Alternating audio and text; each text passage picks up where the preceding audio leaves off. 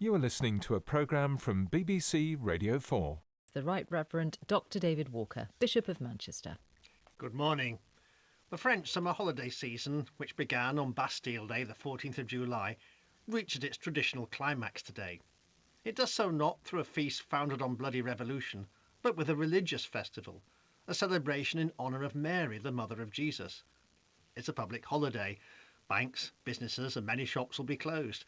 Processions will wind their way through villages, parading large effigies of her that live for the rest of the year in their parish churches. It's not a good day, as I found to my cost some years ago, to be running low on petrol. Mary intrigues me.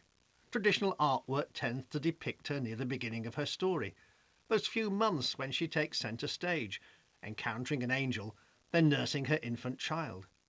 Mary's voluntary and joyful acceptance of her place in God's plan presents a pattern for the Christian response to God, one that echoes down the ages.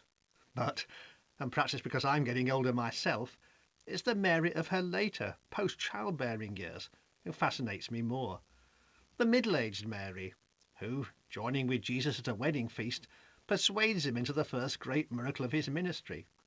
The Mary who, when most of his friends and followers have fled, keeps watch as, nailed to a cross, and with almost his final breath, Jesus commits her and his friend John into each other's charge. The Mary who becomes a key member of the first church community around Jerusalem, before living out her life, supporting and supported by John, probably in the city of Ephesus. Her life may have been shaped by the events of her teenage years, but Mary doesn't stay frozen in time. She matures beyond child-rearing, embracing a life that continues to hold meaning and purpose, even beyond the death of her son.